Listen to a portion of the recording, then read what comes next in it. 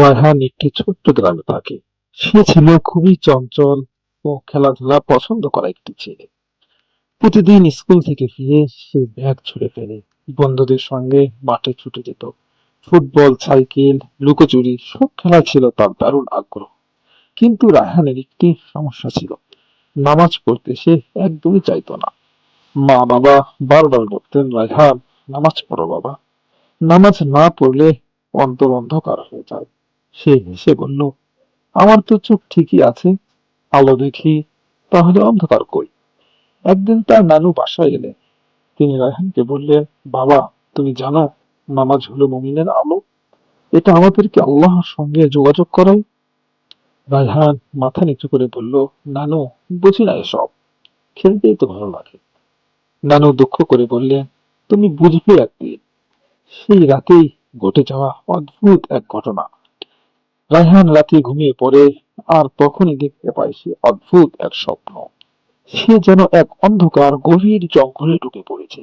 গা থমথমে পরিবেশ, কোথাও কোনো আলো নেই, শুধু দূরে একটানা শিয়ালের ডাক।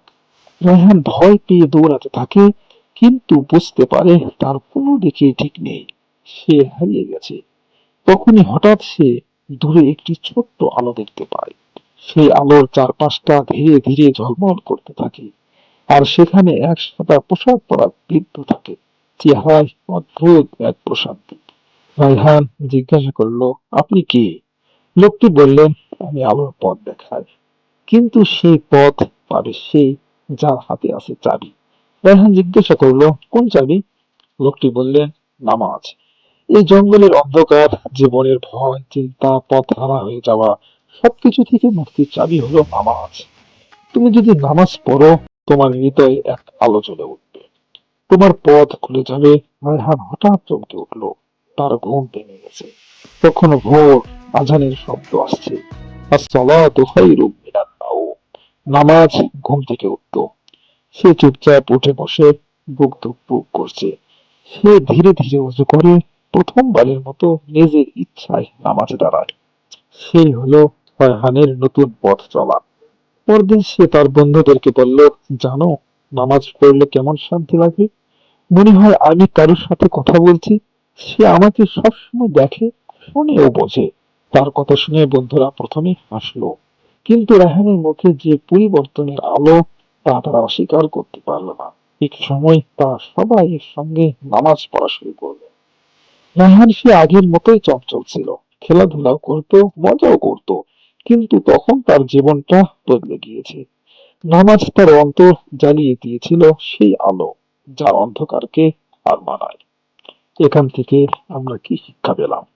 নামাজ শুধু ফরজ ইবাদতই নয়, এটা আল্লাহর সঙ্গে সম্পর্কের মাধ্যম।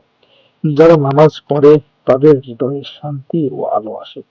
নামাজ জীবনের ভয়, অস্থিরতা ও বিভ্রান্ত থেকে মুক্তি দেয়। প্রিয় দর্শক, আপনি কি কখনো ভেবেছেন আমাদের জীবনের সব অস্থিরতা, ভয় আর অন্ধকার থেকে মুক্তির চাবি কোথায়? একটি ছোট্ট ছেলে যখন জীবনের অন্ধকারে হারিয়ে গিয়েছিল, তখন সে খুঁজে পেয়েছিল এক অমূল্য চাবি, নামাজ। এই গল্প শুধু গল্পই নয়, এটি আমাদের জীবনের প্রতিচ্ছবি।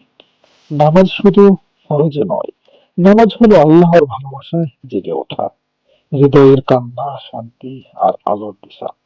এই ছোট্ট গল্পটি হয়তো আপনাদের হৃদয়ে এমন একটি আলো জ্বালাবে, যা আপনাকে আল্লাহর আরো কাছে নিয়ে যাবে। আসুন নিজে বদলাই, একটু একটু করে আল্লাহর কাছে ফিরে যাই। নামাজকে জীবনের বন্ধু